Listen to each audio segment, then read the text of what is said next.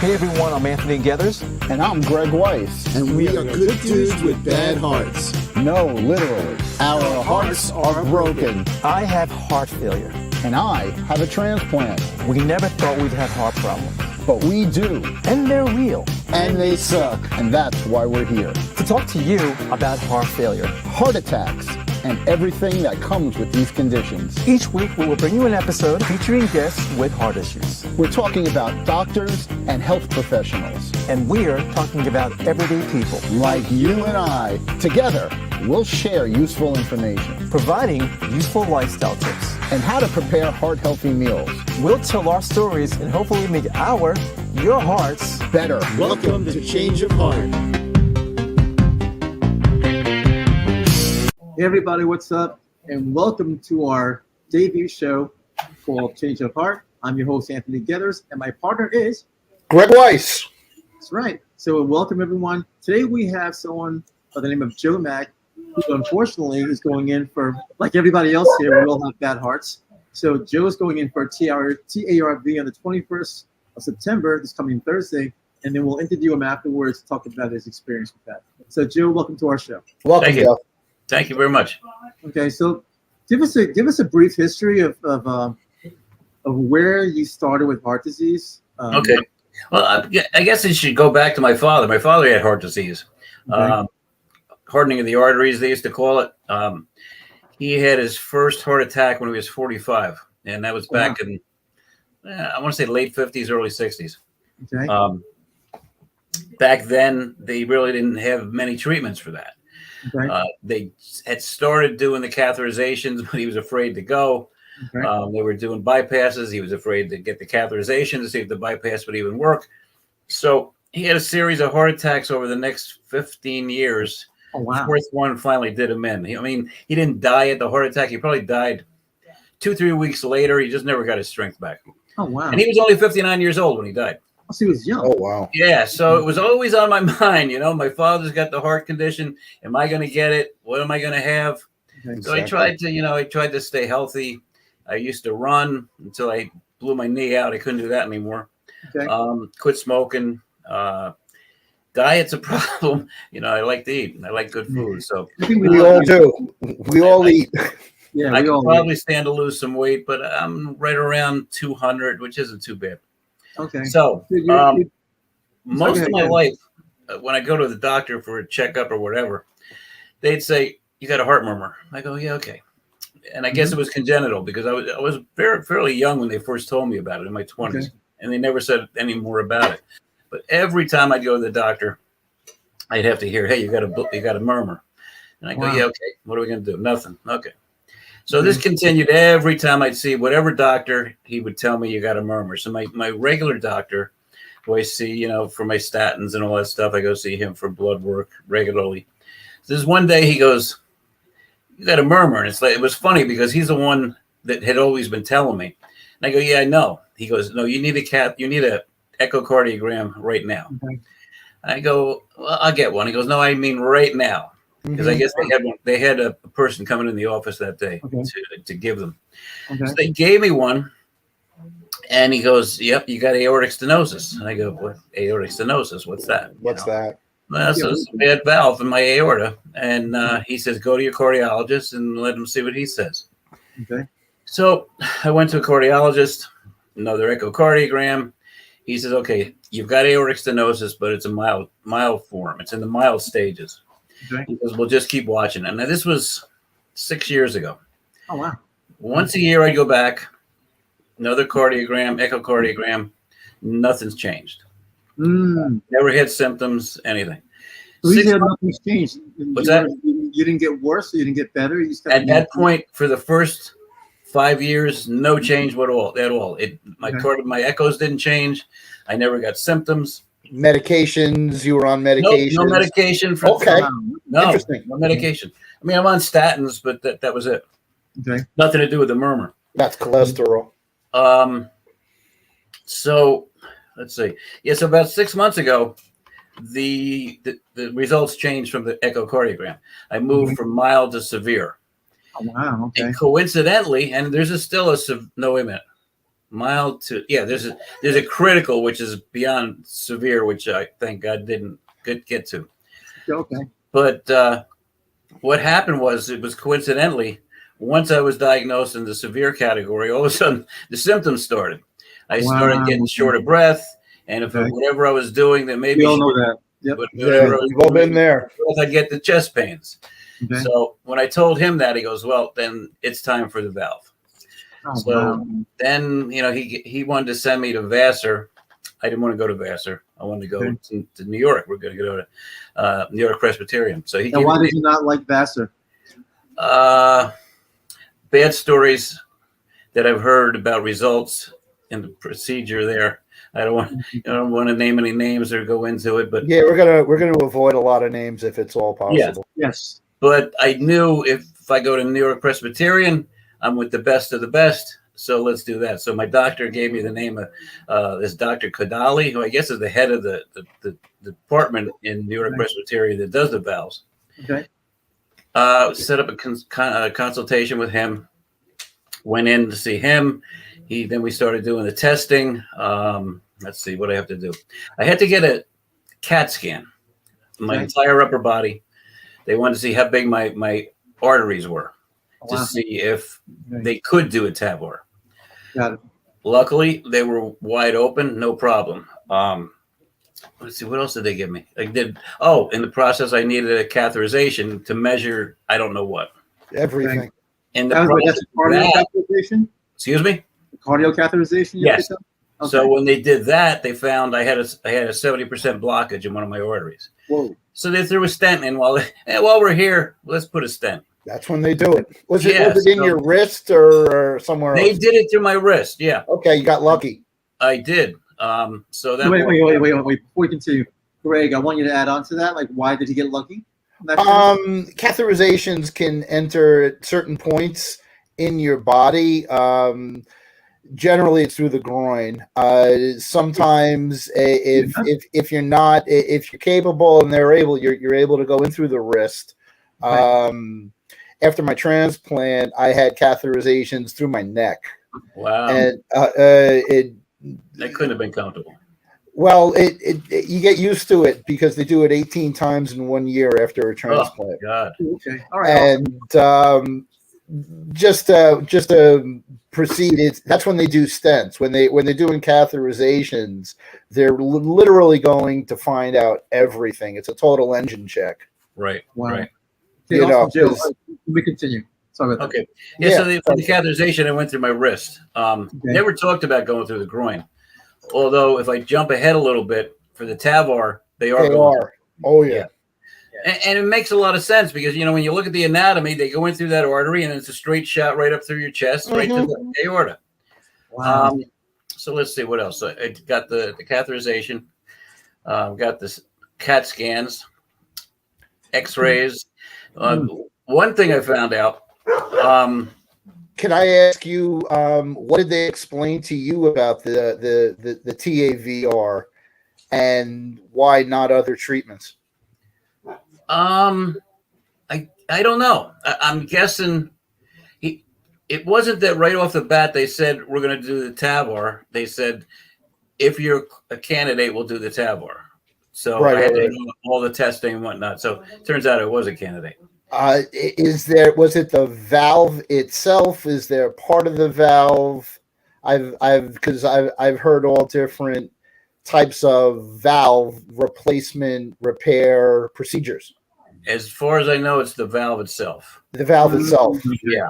And one of the things my cardiologist up here had told me when we were still talking about maybe getting it, he says, if you get it or when you get it, it's only going to be good for 10 to 15 years. And I go, and then what? He goes, and then we'll have to crack you open and put another one in. Because I guess at that time, this is how fast technology changes. This 6 months ago, he says, I got to crack you open again to change it.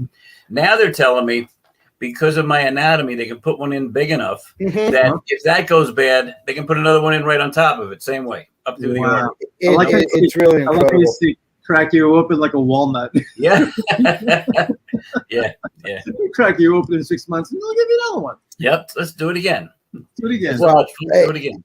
Crack you open isn't a rib cage. Yeah. But- Well, even that's changing. I saw some pictures where they went laterally instead of longitudinally. They're Right, going just in exactly. between the ribs. They don't cut you open. That's what I'm. So, I mean, that would be that's what I cool was too. trying to describe. At the least amount of trauma to your body is best. That's always the best way to go. But now the new twist that I've just found out about was pacemaker. I had heard you might need a pacemaker. But we'll see when the time comes. Okay. So now my doctor, let's see, there's a cardiology surgeon on the team. I had to meet with him. He looked at all my tests. He goes, I don't know what to tell you. You got perfect anatomy. There's not going to be any problems. And we'll see you in the operating room. So to me, that means everything's so wide open that they're just going to get in, do what they got to do, and get out. Okay.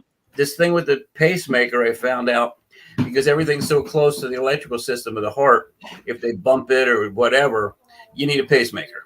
And I went everywhere from never hearing about a pacemaker to maybe having a temporary pacemaker to one doctor telling me if you get it, it's permanent. Wow. So I don't really know what's going to happen with the pacemaker. We'll see after 30. I've had one. My first surgery was 2004, and I had a heart failure, and they put a pacemaker defibrillator in me.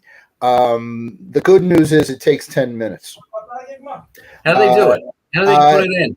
You get an incision. I don't even know if you're going to see it. There's an incision right there where they put the battery in. Okay. And then they literally run the wires through your shoulder and chest, and it goes literally into your heart where it does the monitoring. Wow. You have like a permanent jumper cable. Yeah. Really. It pretty much. The first one I had was one wire with one lead.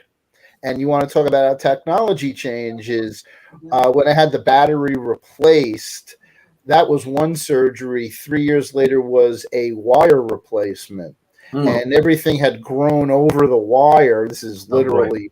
And it went from one wire to 3 wires and 12 leads. Well, it works better though, right? And so you get much better coverage as opposed to literally like a barbecue temperature tester. Wow. Right. Now this question goes to you, Greg. So what kind of a battery do they put in there? Is it like one of those R2032 batteries? Is it double A? Is it one of those ones that way? I can answer it this way. It is lithium.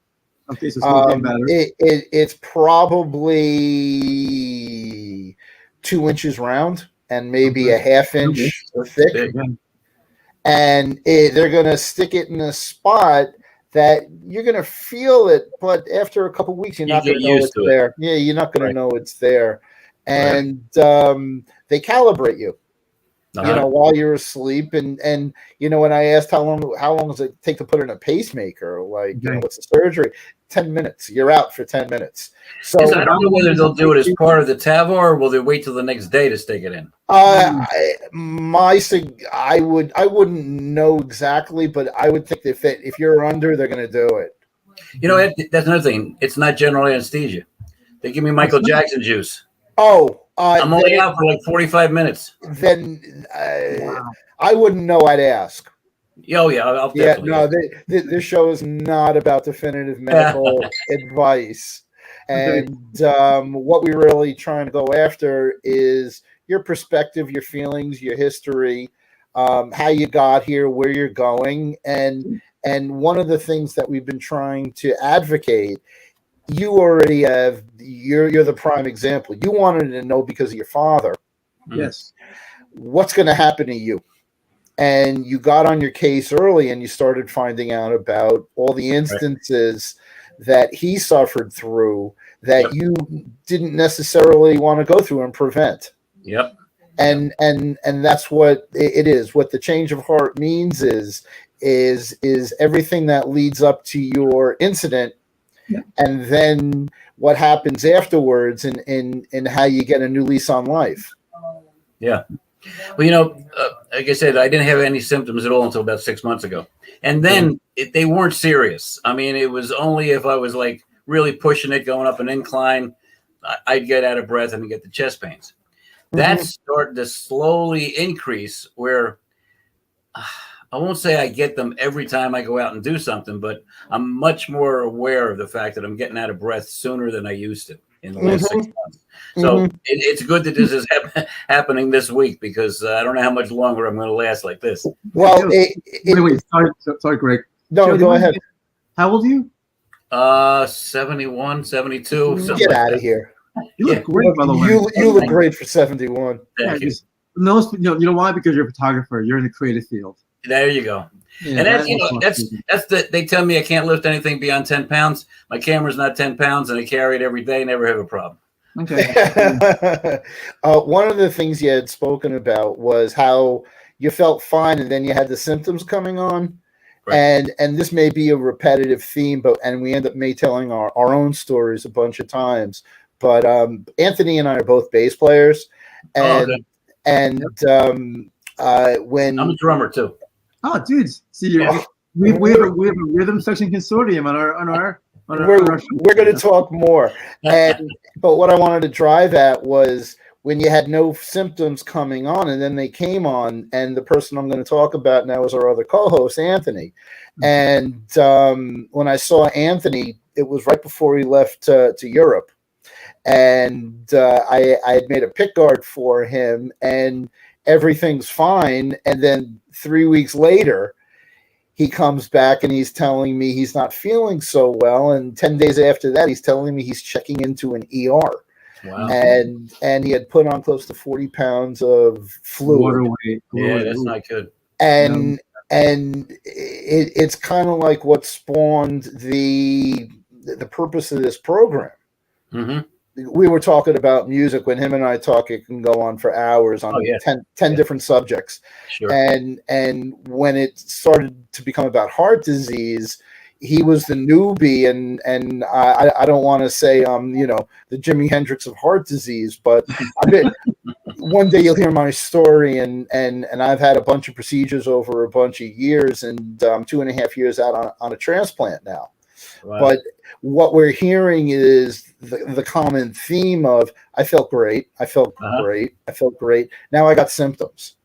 And for 71, you look in really good shape, and bless you. And, it just to have all that behind you now, and to look forward to being repaired and recovered.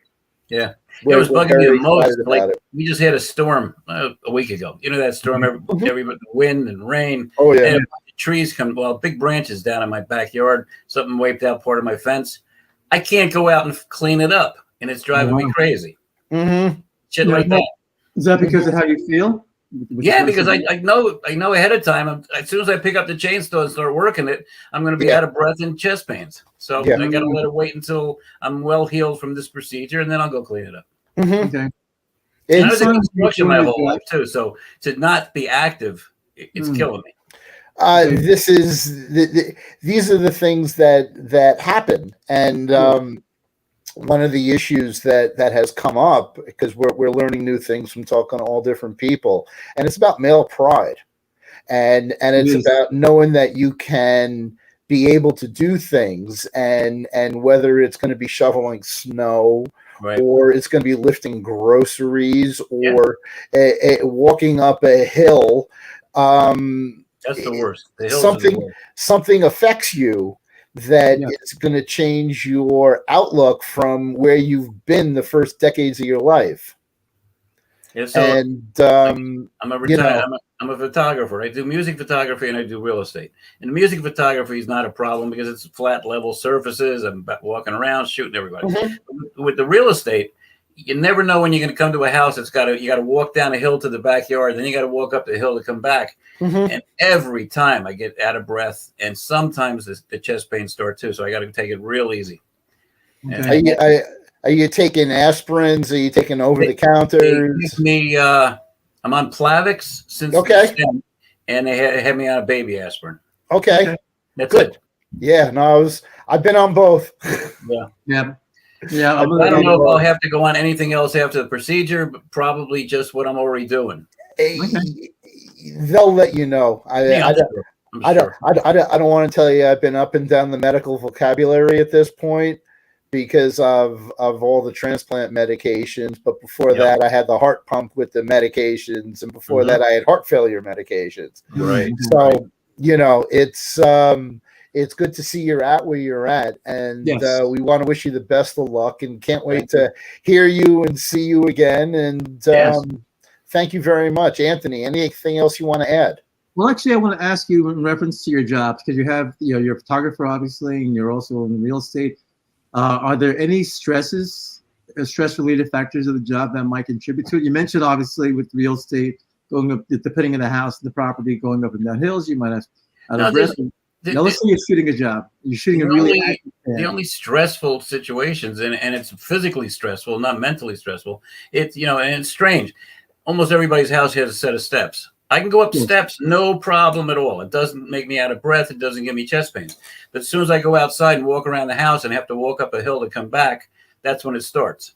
And it doesn't matter if it's a big hill, small. I walked up a big hill one day and I thought I was going to die. I really did. I was sitting in my car going, man, I cannot breathe. And that's when it really hit me. You got to really take it easy. Oh, wow. Okay. But that's it. With the music shoots I do, I'm a staff photographer at Daryl's. It's all flat land, flat area. I just make my way around. I got 6 or 7 spots I shoot from. If I'm at the chance shooting there, you got to do the steps once in a while. But other than that, steps don't bother me. So that's not a problem. Okay. So really the only thing that bothers me in my job, my day-to-day job, is walking the hills when I'm going around a house, taking pictures of it. Mm-hmm. Now, are you married with kids or anything like that? I'm married. My son is 40. I'm going to say 47. He's a bass player, singer, guitarist also. Okay. Nice. He's got a son, which is my grandson, Tyler. He's going to turn 18. He can play piano pretty good. Okay. I was waiting for you to say I'm married. My wife gives me a lot of stress. She takes good care of me. She said if it wasn't for her, I'd be dead long ago, and I believe it. That's true. Well, and that's also one of the last topics is the support around you after your procedure and your recovery.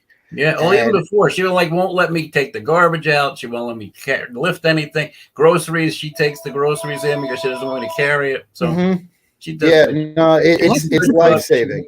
It's life saving. The people around you are going to be your lifeline. Yes, you wouldn't want to be in a position where your wife says to you, "Honey, I need you to take 100 pounds of sand, and then I need you to move it in front of everything." Because then you realize, and then she says afterwards, "I need you to sign this life insurance." Right. Please sign this document, and then you got to go out and move 100 pounds of sand. Yep. You're in trouble. Then you're in trouble. Big trouble at that point. Awesome. That's awesome. Awesome. Thank you very much for being on with us. Appreciate it. We're looking to do a part 2 of this, see how you feel afterwards. I want to thank you, Joe, for not only reaching out but participating so quickly. Sure. Yes. And look forward to coming back after the procedure and let you know how much better I feel. Fantastic. Absolutely. Yep. Fantastic. Awesome.